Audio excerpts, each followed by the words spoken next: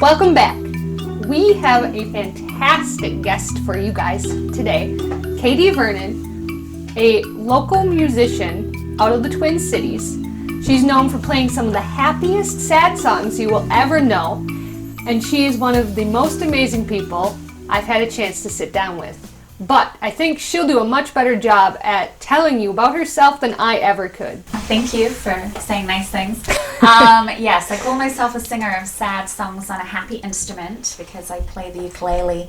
And really kind of where I've come to with that is that, like everyone, I've had some challenges growing up. I was born and raised in the UK, in London. And when I was 12, I lost my mom to cancer. 5 years later, my dad passed away from a very sudden, massive heart attack, just out of nowhere.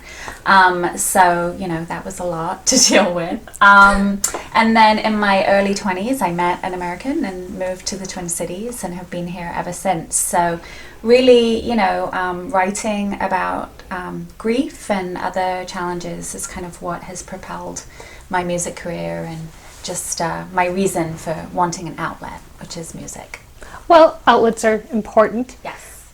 So, do you just play the ukulele? Do you play any other instrument? Or? I play the guitar as well. I was always primarily a singer. So, even as a little kid, I was just making up, silly songs all the time. In my teens, I wrote lots of heartbreak songs. I did not experience heartbreak really at all. But, I would work with whatever little nugget of drama, I had.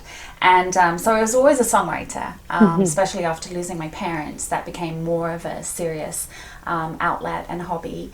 But I came to the guitar in my 20s just to be able to accompany myself, and really, always kind of just left it. I never took it on stage. I always just sang on stage with other band members. And then after taking a break from music for a few years when I had my kids, I was kind of attracted to trying something new, and I picked up a ukulele. So it's really only been, I think, 9 years that I've been playing the uke, and that was because I wanted to be able to just completely independently accompany myself and write songs and not always have to, have bandmates. So, as that developed, did you think, this would just be a fun hobby to sing for other people, or was it something you hoped to become serious? Yeah, it's funny because people often say do you have any hidden talents? And I'm like, I have nothing hidden. I show off everything I do. I have always wanted to sing in front of people, and have been doing that since I was a little kid, and always felt I didn't know how to have a singing career, but I knew I wanted one. So I thought for the longest time that might be in musical theatre, and I was a drama student in college, and that's my degree is in theatre, which made me really excited moving to the Twin Cities because I was like, I'm going to be in the Guthrie, I'm going to be a star. And I quickly realized I'm not a very confident actress, and you have to be, you literally have to sell yourself, to people and get cast. And I just didn't really feel confident doing that. So I kind of more and more found that songwriting was going to be my outlet. So I knew when I started the uke, I didn't know if I'd be good at it, but it pretty quickly got me songwriting, and that was encouraging.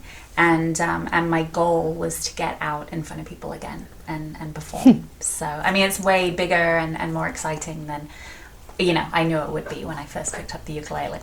I thought it would be, singer-songwriter nights here or there. I didn't see myself fronting my own band again. I didn't see myself, necessarily making records. So all of that's been great. So when you were in the UK, obviously it's where you grew up, it's where you went to college, and when you met this American, you were like, this is great, I love this. Did it kind of scare you, that transition? Were you worried that maybe you weren't going to be able to attain those dreams by coming over here, or did it kind of help make it more possible? I think I felt I had nothing to lose leaving the UK. As homesick as I get still, for it, I still consider it, my home in many ways. I think the tremendous upheaval and loss that I experienced in my teens just made me open to change. You know, I fell in love with someone, and you know, when I was at my lowest, I never felt like anyone would love me. So, you know, it opened up possibilities to just go. You know, I think if my losing my mom when I was young, I never would have left my dad alone. So, you know, I don't believe in really silver linings or a reason for everything, but the fact that I lost my dad so young too freed me up to just go kind of wherever. So I'd say, you know, like I said, my ambitions were to be kind of in musical theatre. I think I would have pursued it no matter where I was. And I didn't necessarily see myself as, you know, some kind of pop star or fronting a band. I always kind of thought it would be more like theatre. And being in the Twin Cities has been full of interesting opportunities. It's a manageable but yet exciting enough city, I think, to break into, you know, whatever area you want to go into. So I know you tour around Minnesota. You sent me the list of all of the performances you had going on. So could you tell us more about what it's like getting to go to all these places? And if you could, I know you went to the UK to tour, what was it, last year? Yeah, I've actually done 3 summers in a row Wow. now, and that really kick-started a whole new phase actually for my music, because I was encouraged by a ukulele blogger I follow, because I like to follow really cool people. He encouraged me. He's based in the UK, and he was like, you should apply to some UK ukulele festivals, because it's a big deal over there. Like, it's very, very popular. And I thought, well, I can't do that. You know, I live here, and that just seemed way too kind of, you know, out there. And but I thought, well, you know, I'll apply. So 2 different festivals wanted me to play in the UK, but they were 6 weeks apart.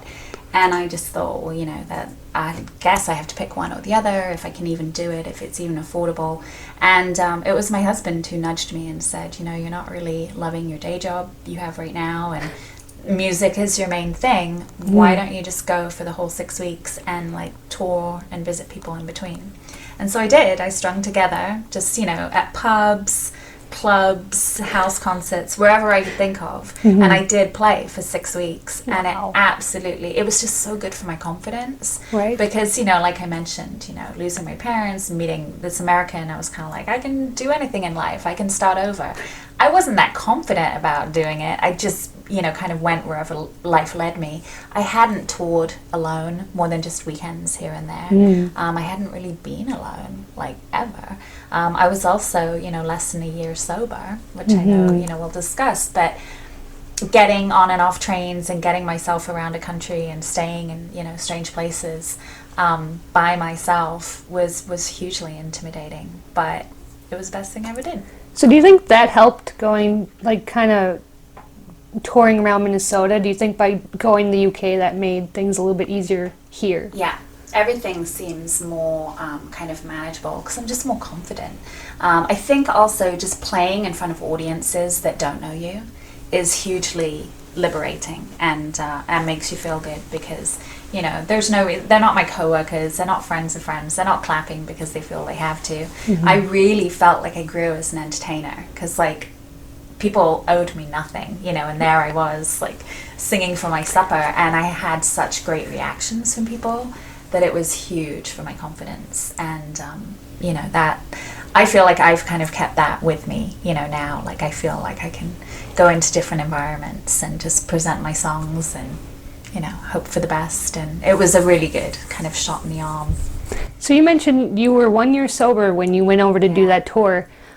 What was kind of that did you have like an aha moment, I need to get sober, I need to get things together, or was that something that evolved over time? A little bit of both. You know, I think that I knew for a long time that I was drinking too much. I was a stay-at-home mom mostly when it started to happen. I was kind of climbing the walls, getting a little bit bored, and definitely kind of waiting for the 5 o'clock news. So I'd be like, I've had such a rough day, I'm going to have some wine.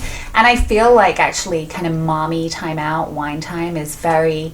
I feel like it's quite problematic actually with how it's being advertised and kind of the glamorization of, you know, mommies needing kind of play dates where they all have, Cosmos. I don't want to be, a party pooper and Right. chastise people for however they need to unwind. But for me, it was problematic. I think with anything, I really don't care how and when other people drink. But for me, it was an issue. And I was doing it because I was bored and I was lonely and I was tired and I was having emotional reactions to things and feeling like I needed to numb those. So all the kind of red flags of problematic drinking were coming up for me. But I wasn't leaving my house doing it. I wasn't kind of causing a scene, in public. Like, people didn't. It was a very private issue. Right. But at the same time, I would drink too much and my husband would be like, kind of, you might want to pull back a little bit. And it was causing some friction, between us. And it just grew and grew, and I was beginning to kind of feel a little bit nauseous on days I didn't drink, and the signs of addiction were creeping in, and I think as I was getting older, I think I was going through physical changes that I, funnily enough, was actually getting less and less tolerant of alcohol. And you read those kind of, do you have a problem, questionnaires, and often, increasing your ability to drink is one of the red flags. And I thought, well, I'm the opposite of that, so I must be fine. But I was having some kind of unhealthy reaction where I was having brownouts, so going through the motions, talking with people, watching a movie, whatever it was, that I couldn't remember the next day. Wow. And having to kind of fake my way through that. And so all of that was creeping up on me and getting a little scary. So I just, after a particularly bad day of not remembering the night before and having a very awkward conversation with my husband, I thought, okay, I'm going to do it. I'm going to stop. Like, cold turkey. Felt really sick for several days. Right. And about 3 months into that, lots of talking, lots of hearts to hearts, with my husband, I think he kind of thought I had it licked. And I knew I didn't. Right. And I was, at that point, really kind of scared and nervous and feeling kind of foolish that, willpower wasn't enough. And so I reached out, actually, to a couple of people that online, Dissonance website is a group of kind of musicians and therapists and people that, have quite a strong internet presence in the Twin Cities. And I knew them kind of a step away from my immediate circle. So like, I knew of them. I'd watched some of the panels they'd done on addiction and mental health. And I thought, okay, that's a safe outlet to ask some questions. And I ended up chatting with one of the board members for like 45 minutes, and he told me his rock bottom story. And I thought, okay, that's way worse than mine, so this is safe, And I've since learned, like I said, I don't care what other people do. I knew it was damaging me. I knew it was damaging the relationships, in my life, and it was problematic. And that also, if you get brownout drunk on 2 glasses of wine, there's something very unhealthy happening to you. So after chatting with him, I realized, I probably want to seek out a recovery group. And so that became, I didn't go through treatment, but going to recovery groups was really kind of the major first step. So I was able to kind of white knuckle it alone, but I quickly realized I needed some help.